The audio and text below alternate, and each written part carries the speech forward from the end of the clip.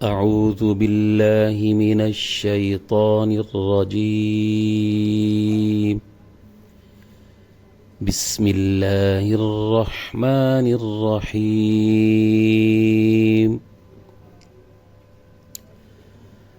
وإذ قلتم يا موسى لن نؤمن لك حتى نرى الله جهرة فأخذتكم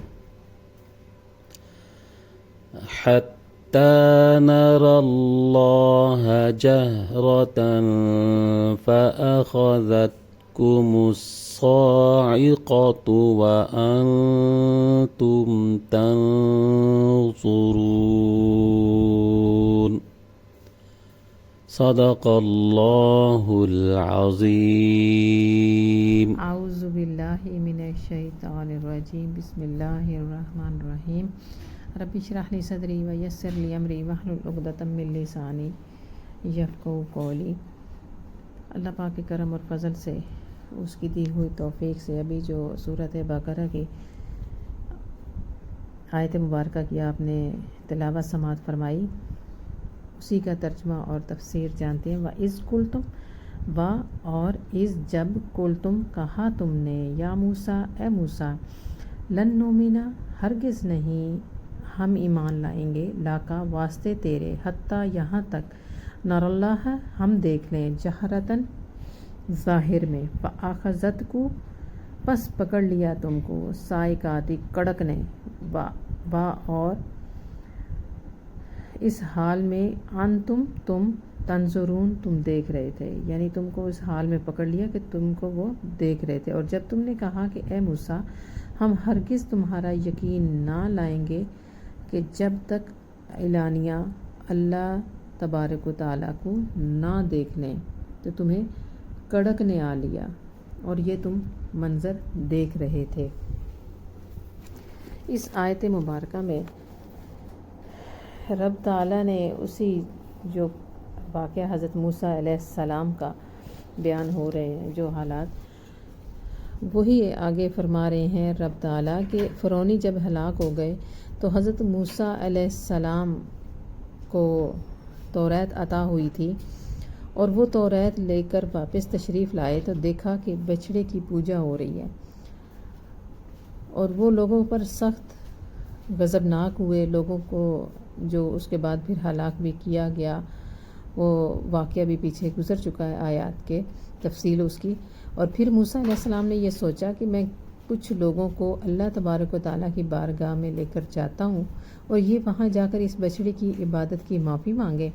لہٰذا آپ نے اپنی قوم میں سے 70 نئے لوگوں کو، نیک لوگوں کو کا انتخاب کیا اور انہیں اپنے ساتھ کوہ طور پر لے گئے. کوہ طور وہ پہاڑ تھا کہ جہاں پر حضرت موسیٰ علیہ السلام اللہ تبارک و تعالیٰ سے ہم کلام ہوا کرتے تھے، اور انہیں یہ سب کچھ پہلے سمجھا دیا کہ آپ لوگوں نے وہاں پر جا کر معافی مانگنی ہے اور اظہار ندامت کرنا ہے کہ ہمارے سے غلطی ہو گئی ہے. ان لوگوں نے حضرت موسیٰ علیہ السلام سے عرض کی کہ ہم یہ چاہتے ہیں کہ اللہ تبارک و تعالیٰ جو آپ سے ہم کلامی کرتا ہے، ہم اس ہم کلامی کا شرف حاصل کرنا چاہتے ہیں، اور ہم بھی یہ بابرکت کلام کو سننا چاہتے ہیں اپنے کانوں سے. تو موسیٰ علیہ السلام نے اللہ تبارک و تعالیٰ کی بارگاہ میں عرض کی. چنانچہ ایک بادل وہاں پر آیا اور اس نے موسیٰ علیہ السلام کو کور کر لیا، یعنی موسیٰ علیہ السلام اس میں داخل ہو گئے. اور پھر حضرت موسیٰ علیہ السلام نے لوگوں سے فرمایا کہ تم لوگ بھی قریب آ جاؤ. وہ لوگ جب قریب آئے تو پھر باقاعدہ انہوں نے اللہ تبارک و تعالیٰ کے کلام کو سنا بعطائے الہی.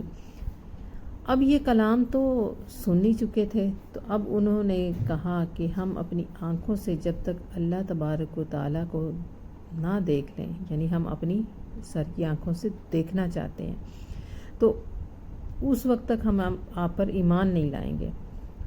تو ان کی اس سرکشی اور عناد پر اللہ تبارک و تعالیٰ نے سخت غضبناک ہوئے اور ایک بجلی نازل ہوئی جو سخت کڑک تھی، اور اس میں وہ سارے آ کر ہلاک ہو گئے۔ اور جب وہ سارے ہلاک ہو گئے تو حضرت موسیٰ علیہ السلام یہ دیکھ کر پریشان ہوئے کہ میں بنی اسرائیل کو جا کر اب کیا جواب دوں گا۔ تو پھر موسیٰ علیہ السلام نے گریہ وزاری کی اور اللہ تبارک و تعالیٰ کی بارگاہ میں، تو اللہ تبارک و تعالیٰ نے ان کو دوبارہ زندہ کیا۔ اللہ پاک سے یہ دعا ہے کہ اللہ تبارک و تعالیٰ ہم سب کو حق بولنے، حق سننے اور حق سمجھنے کی توفیق عطا فرمائے۔ وَمَا عَلَيْنَا إِلَّا الْبَلَاغُ۔ صدق اللہ العظیم۔